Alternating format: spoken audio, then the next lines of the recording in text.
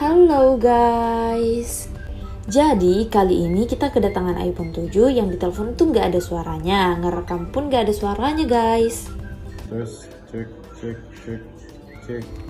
Nah ini tuh namanya kerusakan IC audio guys. Cus langsung kita perbaiki. Biasanya penyebab audio sering bermasalah itu salah satunya karena terjatuh dan overcharger nih guys. Nah kan selesai, sekarang kita cek apakah audionya sudah berfungsi kembali guys. Jadi buat teman-teman yang mengalami permasalahan seperti ini juga, cus langsung ke zona repair. Tes cek.